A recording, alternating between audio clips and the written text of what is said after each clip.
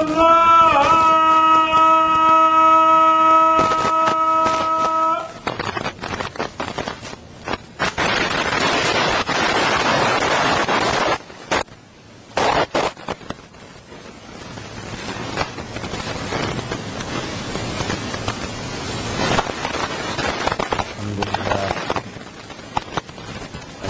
لله الذي أنزل على عبده الكتاب ولم يجعل له عوجا هو الذي أرسل رسوله بالهدى ودين الحق ليظهره على الدين كله ولو كره المشركون أشهد أن لا إله إلا الله وحده لا شريك له وأشهد أن محمدا عبده ورسوله اللهم صل على محمد وعلى آل محمد كما صليت على إبراهيم وعلى آل إبراهيم اللهم بارك على محمد وعلى آل محمد كما باركت على إبراهيم وعلى آل إبراهيم في العالمين إنك حميد مجيد. أيها الأخوة الأحباب، أوصيكم وإياي أولا بتقوى الله. أعوذ بالله من الشيطان الرجيم. بسم الله الرحمن الرحيم.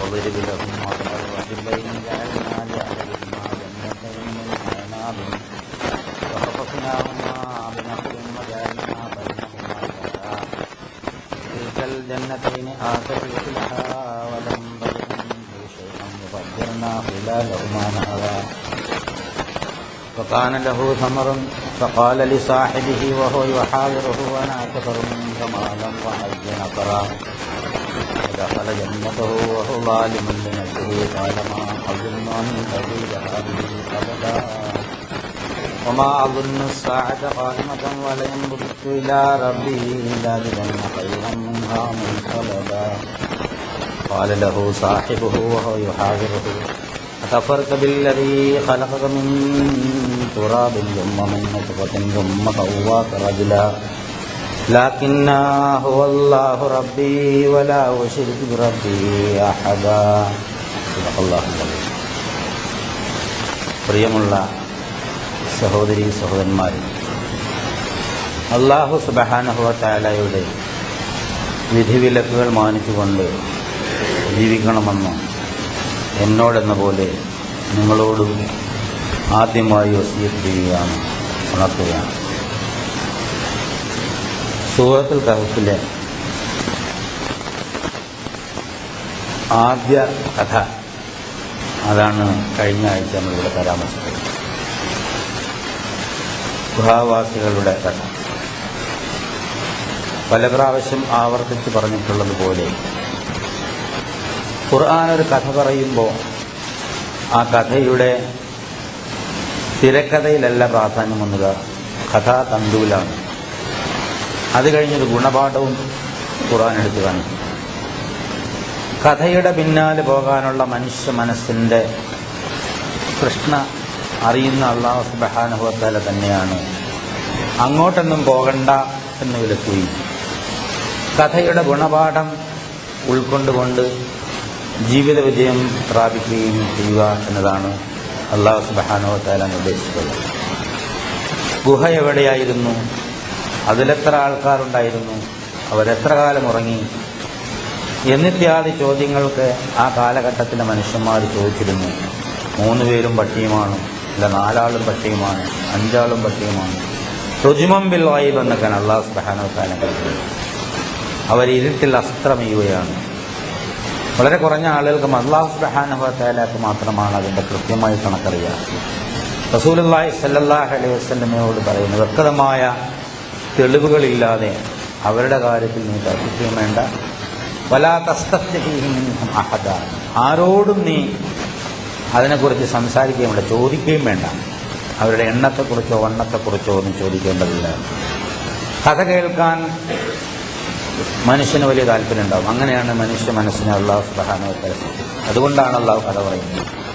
കഥ പറയുമ്പോൾ കഥയിൽ കാര്യമായ സംഗതിയിലേക്കാണ് എപ്പോഴും പോകേണ്ടത്. പരലോക ജീവിതം എന്നത് ഒരു പച്ചയായ യാഥാർത്ഥ്യമാണ്. എല്ലാവരും അഭിമുഖീകരിക്കാൻ പോകുന്ന ഒരു സത്യമാണ്. അതിങ്ങനെ പറഞ്ഞു കേൾക്കുമ്പോൾ നമുക്ക് വിശ്വാസം ഉണ്ടെന്നൊക്കെ അങ്ങനെ തോന്നും. പക്ഷെ അതൊന്ന് അനുഭവിക്കുന്ന സന്ദർഭത്തിൽ ആ നിലയ്ക്ക് നമ്മൾ ഉൾക്കൊള്ളാൻ കൊള്ളണമെന്നില്ല. നമുക്കറിയാം, നമ്മുടെ വീടുകളിൽ വല്ലപ്പോഴും എത്തി വരാറുള്ള മരണം നമ്മളെ വല്ലാണ്ട് ഉലച്ചു കളയാറുണ്ട്. സത്യത്തിൽ പരലോകത്തെക്കുറിച്ചും പരലോകത്തിൻ്റെ ഔന്നത്യത്തെക്കുറിച്ചുമൊക്കെ നമ്മൾ വളരെ ബോധവാന്മാരാണ്. എന്നിട്ടും പ്രായോഗിക ജീവിതത്തിൽ സംഭവിക്കുന്ന സംഭവവികാസങ്ങളെ പരലോകത്തിൻ്റെ ആ കാഴ്ചപ്പാടോടുകൂടി നോക്കിക്കാണാൻ പലർക്കും സാധിക്കാറില്ല.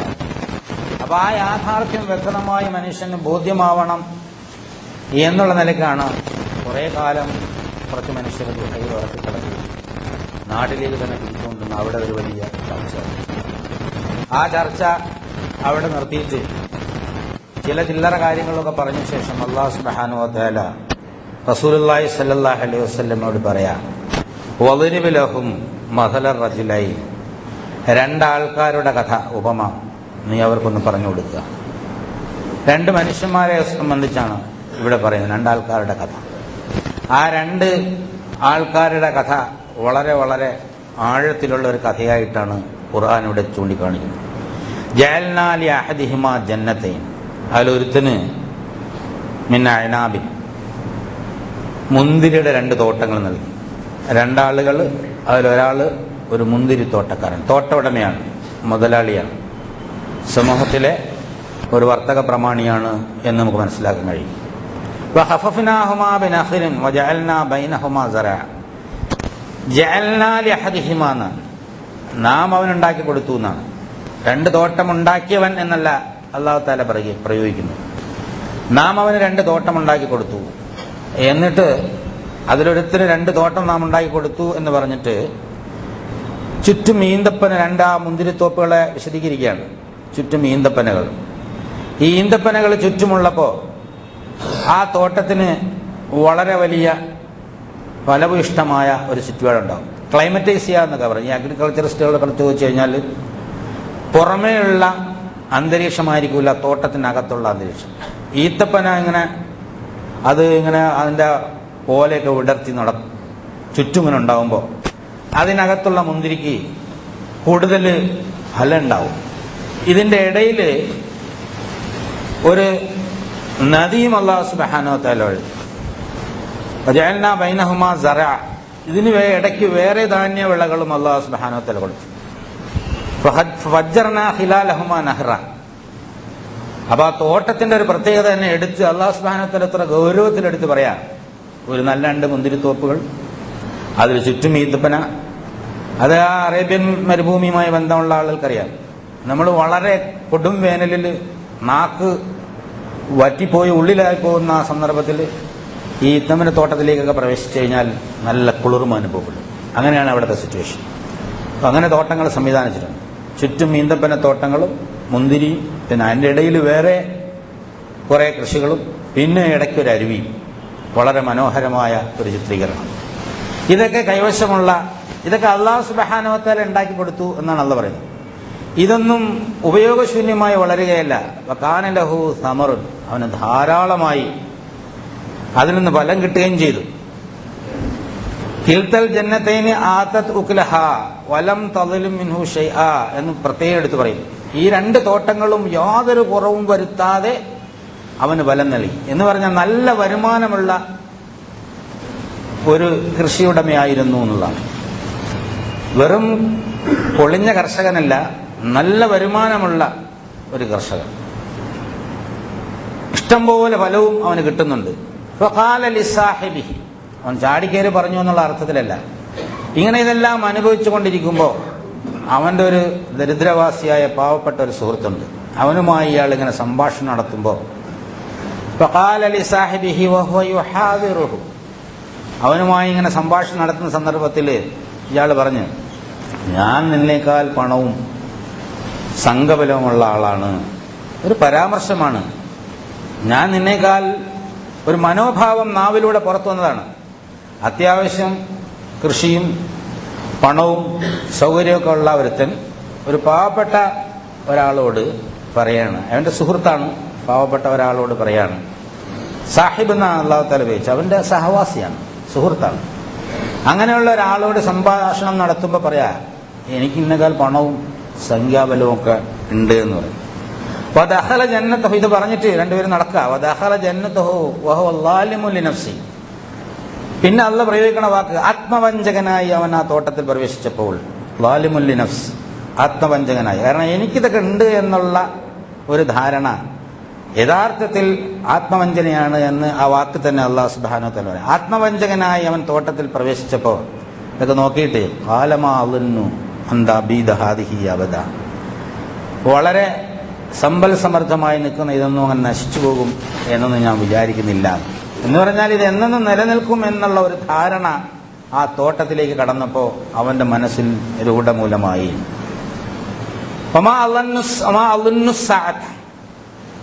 ലോകം അവസാനിച്ചു എന്ന് വിചാരിക്കണില്ല, ഇതിങ്ങനെ തന്നെ നിൽക്കും. ഇനി ഒരു ചെറിയ സംശയം മൂപ്പർക്ക്,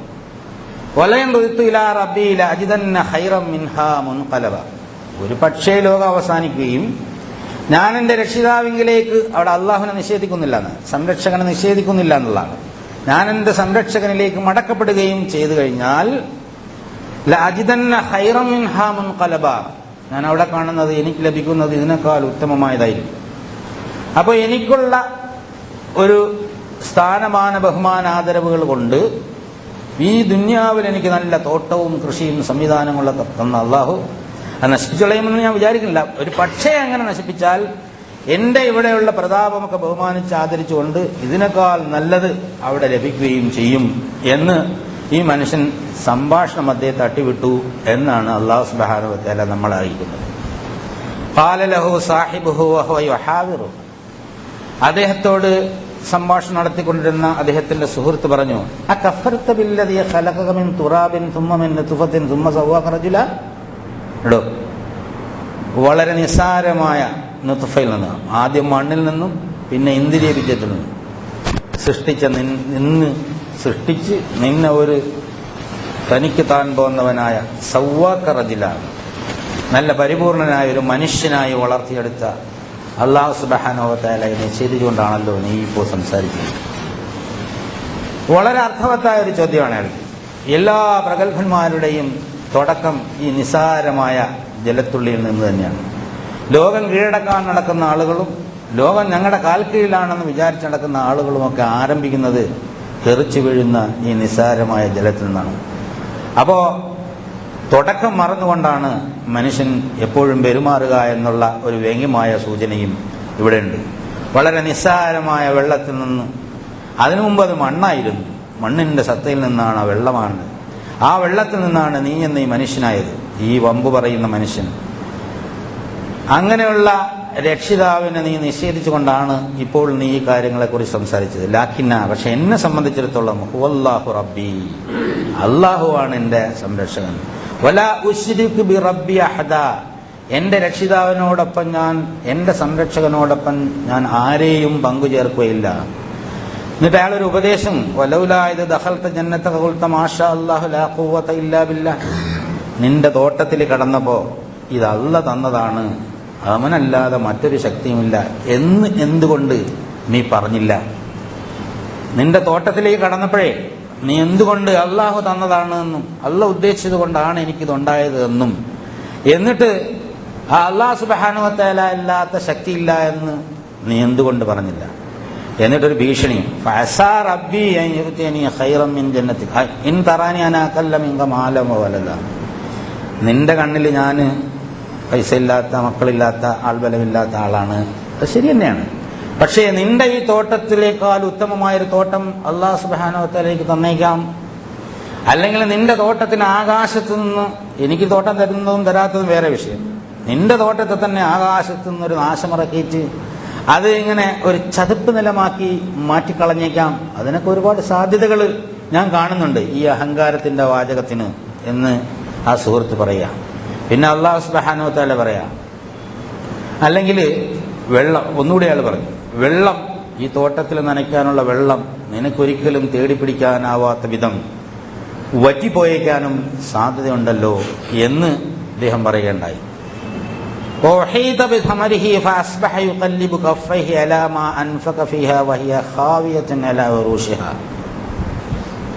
അവൻ്റെ തോട്ടത്തെ നാശം വലയം ചെയ്തു. അതിൻ്റെ പന്തലോടെ അത് നിലംപൊത്തി. അതിൽ ചെലവഴിച്ച ധനത്തെക്കുറിച്ച് വേവലാതി കൊണ്ടവൻ കൈമലർത്തി. വയഖൂൽ, അവൻ നിലവിളിച്ചു പറഞ്ഞു, യാ ലൈതനീ ലം ഉശ്രിക് ബിറബ്ബി അഹദാ, യാ ലൈതനീ ലം ഉശ്രിക് ബിറബ്ബി അഹദാ, എൻ്റെ രക്ഷിതാവിനോട്, സംരക്ഷകനോട് ഞാൻ ആരെയും പങ്കു ചേർക്കാതിരുന്നെങ്കിൽ എത്ര നന്നായേയും. ഇവിടെ ഈ മനുഷ്യൻ ആരുടെയും ഖബറിലെ പൂജ നടത്തിയിട്ടില്ല, ബിംബാരാധന നടത്തിയിട്ടില്ല, മറ്റേതെങ്കിലും നേതാക്കന്മാരെയോ സംഘടനയോ സംവിധാനത്തെയോ രക്ഷകരായി കണ്ടിട്ടില്ല. എന്നിട്ടും അല്ലാഹു സുബ്ഹാനഹു വ തആല പറയുന്നത് മറ്റേയാളുടെ വായിലൂടെ ശിർക്ക് ചെയ്തു എന്നുള്ളതാണ്. ഇയാൾ ഒന്ന് സമ്മതിച്ച് പറയുന്നു, യാ ലൈതനീ ലം ഉശ്രിക് റബ്ബി അഹദാ. ഇവിടുത്തെ ശിർക്ക്, ഉടമസ്ഥാവകാശം പൂർണ്ണമായും അള്ളാഹുവിന് വിട്ടുകൊടുക്കാത്തതാണ്. ഇയാളുടെ സംഭാഷണത്തിൽ മുഴുവൻ എൻ്റെ തോട്ടം, എനിക്ക് ലഭിച്ചത്, എനിക്ക് കിട്ടിയത് എന്നുള്ള നിലയ്ക്കാണ്. അള്ളാഹ് പറഞ്ഞത് നാം കൊടുത്തത്, നാം അവിടെ ഈത്തപ്പന ചുറ്റി, നാം അവിടെ നദിയൊഴുക്കി എന്നൊക്കെയാണ് അല്ലാഹു സുബ്ഹാനഹു വ തആല പറഞ്ഞത്. ഈ തോട്ടം ആകാശത്തുനിന്ന് ജിബ്രീൽ വഴി കൊണ്ട് ഇറങ്ങിക്കൊടുത്തതൊന്നുമല്ല. ഈ മനുഷ്യനെ കൊണ്ട് ഇവിടെ ഭൂമിയിൽ നട്ട് നനച്ച് വളർത്തി ഉണ്ടാക്കി തന്നെയാണ്, നമ്മൾ സാധാരണ ചെയ്യും പോലെ. ഇവിടെ വളരെ പ്രസക്തമായ ചില സംഗതികൾ അല്ലാഹു സുബ്ഹാനഹു വ തആല ചൂണ്ടി. ഓരോ ആളുകളെ സംബന്ധിച്ചിടത്തോളം അവർക്ക് ജീവിത സൗകര്യങ്ങളും ജീവിത വിഭവങ്ങളും ഭൗതിക വിഭവങ്ങളും ഒക്കെ നൽകുന്നത് അവരുടെ പുണ്യവും അല്ലെങ്കിൽ വിശ്വാസവും ഒന്നും പരിഗണിച്ചുകൊണ്ടല്ല. അങ്ങനെയാണെങ്കിൽ കാഫിറുകാർക്കൊന്നും കിട്ടൂലായിരുന്നു. അത് അല്ലാഹു സുബ്ഹാനഹു വ തആലയുടെ യുക്തി മാത്രം കണക്കിലെടുത്തുകൊണ്ടാണ് ഈ ഭൗതിക വിഭവങ്ങൾ നൽകുന്നത്. താൽക്കാലിക ജീവിതത്തിന് ഇത് ലേശം എന്തെങ്കിലും കിട്ടി, ആർക്കെങ്കിലും കുറച്ച് കൃഷിയോ കച്ചവടമോ അഭിവൃദ്ധിപ്പെട്ടാൽ, അല്ലെങ്കിൽ ഒരു നല്ല പോസ്റ്റിലേക്ക് തിരഞ്ഞെടുക്കപ്പെട്ടാൽ, അല്ലെങ്കിൽ കുറച്ച് വിദ്യാഭ്യാസമോ വിവരമോ പാണ്ഡിത്യമോ ലഭിച്ചാൽ, അല്ലെങ്കിൽ ഏതെങ്കിലും തരത്തിലുള്ള ഒരു ഉദ്യോഗം ലഭിച്ചാൽ, പിന്നെ അവൻ്റെ ഒരു പോക്കും നടത്തവും പെരുമാറ്റവും കണ്ട അവനെ വെച്ചിട്ട് പിന്നെ ഈ ദുനിയാവിൽ ആരുമില്ല എന്നുള്ള 100% ആളുകളും ഈ നിലയ്ക്കാണ് സംഭാഷണം നടത്തുന്നത് എന്ന് നമുക്ക് ഓരോരുത്തർക്കും അറിയാവുന്നതാണ്. പറയുന്ന ഞാനും കേൾക്കുന്ന നിങ്ങളുമൊന്നും ഇതിൽ നിന്നും ഒഴിവല്ല എന്നുള്ളതാണ്. എല്ലാവരും ഇതിൽ ഒരുപോലെ ഭാഗഭാക്കാണ്, ഒരു കാര്യത്തിലല്ലെങ്കിൽ മറ്റൊരു കാര്യത്തിൽ. വളരെ ഗൗരവപൂർവ്വം അല്ലാഹു സുബ്ഹാനഹു വ തആല ഈ കാര്യം പറയാ. അയാള്, ഈ തോട്ടക്കാരൻ, നിന്നേക്കാൾ കുറച്ച് പൈസ കണ്ടിടോ എനിക്ക് എന്ന് തമാശ പോലെ പറഞ്ഞതുപോലെ നമുക്ക് എടുക്കാം.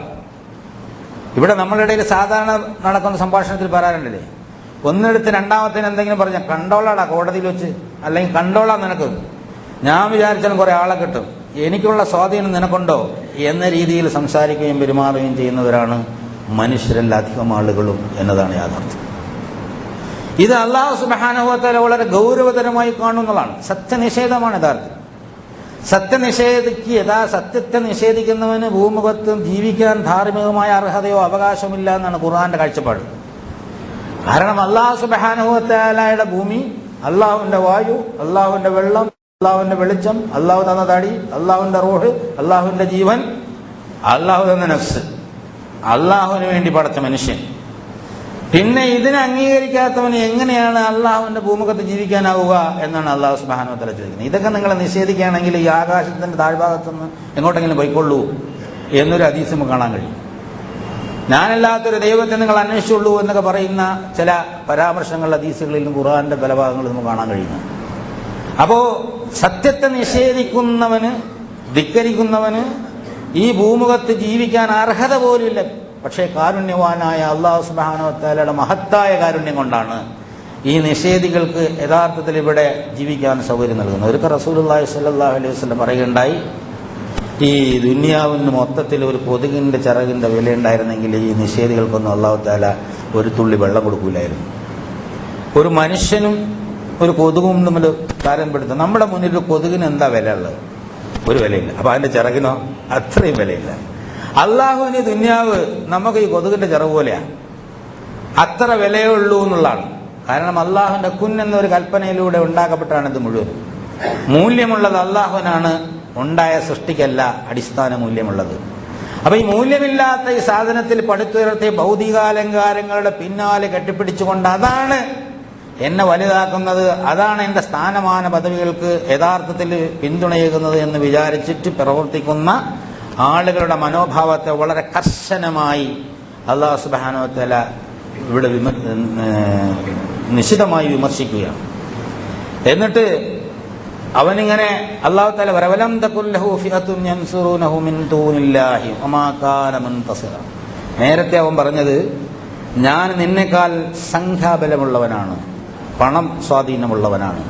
വലം തകുൽ ലഹു ഫിഅത്തുൻ, ഫിഅത്ത് എന്ന വാക്ക് തന്നെ അല്ലാഹു സുബ്ഹാനഹു വ തആല പ്രയോഗിച്ചു, സംഘം, കൂട്ടം.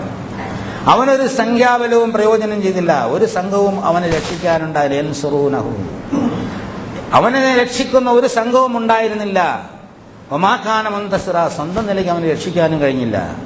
ഹുനാലികൽ വലായതു ലില്ലാഹിൽ ഹഖ്, ഖണ്ഡിതമായ അള്ളാഹുവിന്റെ പ്രഖ്യാപനം വരെയാണ്. അവിടെ രക്ഷാധികാരം യഥാർത്ഥ രാജാവ്, യഥാർത്ഥ ദൈവമായ അള്ളാഹുവിനാകുന്നു.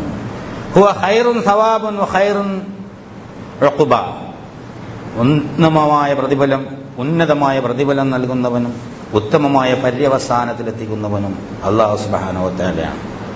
വളിരിബ് ലഹും മസലൽ ഹയാത്തിദ് ദുനിയാ കമാഇൻ അൻസൽനാഹു മിനസ് സമാഇ ഫഖ്തലത ബിഹി നബാതുൽ അർദ് ഫഅസ്ബഹ ഹശീമൻ തദറുഹു റിയാഹ് വകാന അല്ലാഹു അലാ കുല്ലി ഷൈഇൻ മുഖ്തദിറ.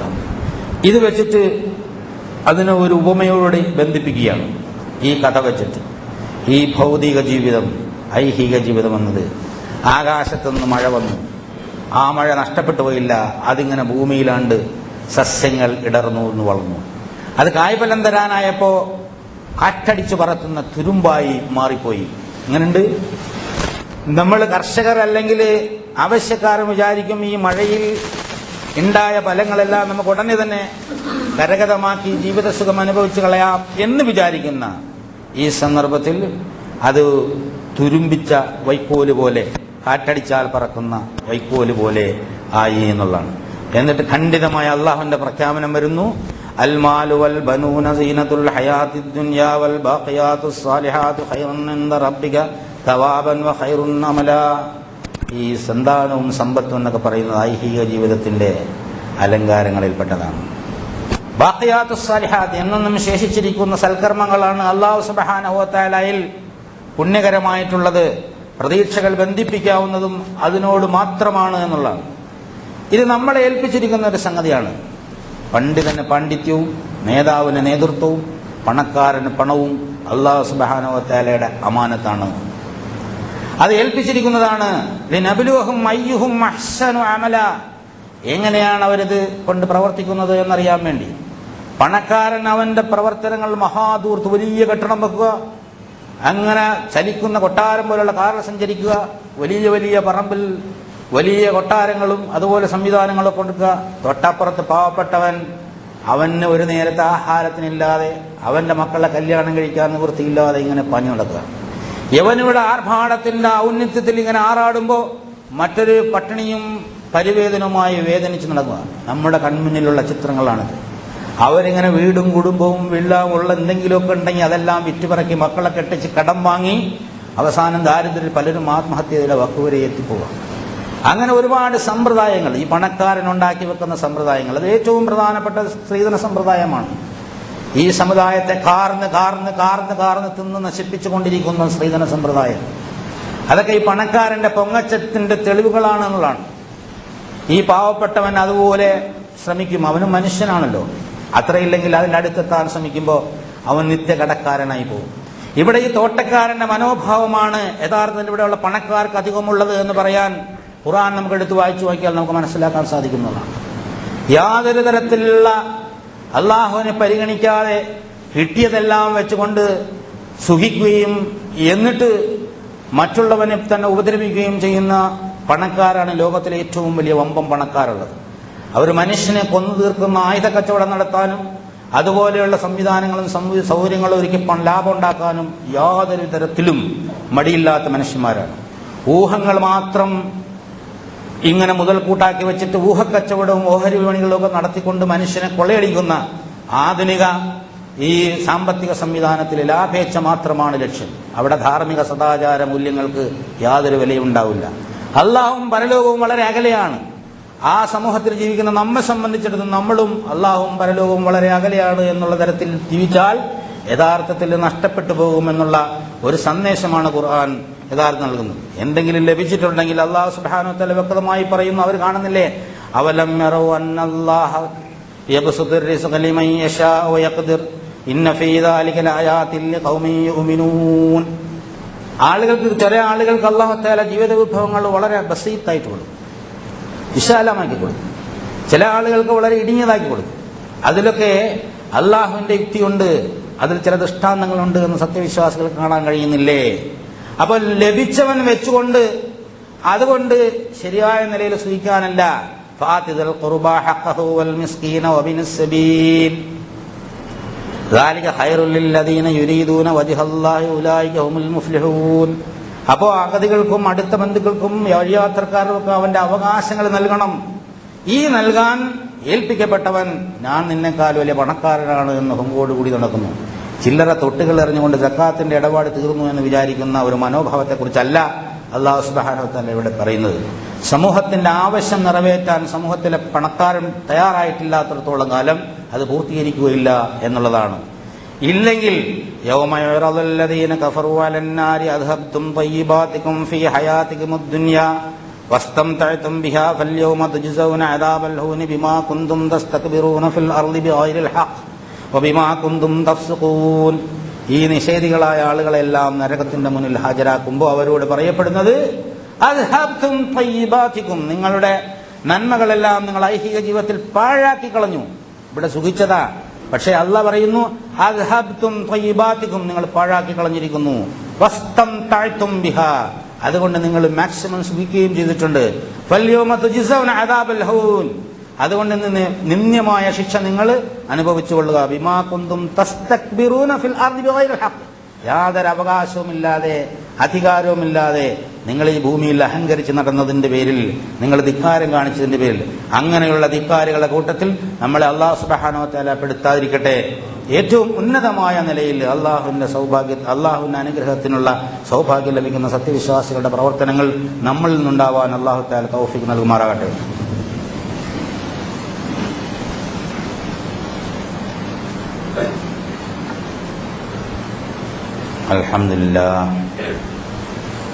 അൽഹംദുലില്ലാഹി ഹംദൻ കസീറൻ തയ്യിബൻ മുബാറകൻ യൻബഗി ലിജലാലി വജ്ഹിഹി വഅലീഹി സുബ്ഹാൻ സുബ്ഹാനക ലാ നഹ്സി സനാ കമാ അസ്നൈത നഫ്സഹു ലകൽ ഹംദു ഹത്താ തറല്ലാഹ്. اللهم صل على محمد وعلى آل محمد كما صليت على إبراهيم وعلى آل إبراهيم. اللهم بارك على محمد وعلى آل محمد كما باركت على إبراهيم وعلى آل إبراهيم في العالمين إنك حميد مجيد. أيها الإخوة الأحباء أوصيكم وإياي ثانيا بتقوى الله. ഒരിക്കൽ കൂടി അല്ലാഹു സുബ്ഹാനഹു വ തആലയുടെ വിധിവിലക്കുകൾ മാനിച്ചുകൊണ്ട് ജീവിക്കണമെന്ന് എന്നോടെന്ന പോലെ നിങ്ങളോടും ഉണർത്തുകയാണ്, വസിയത്ത് ചെയ്യാം.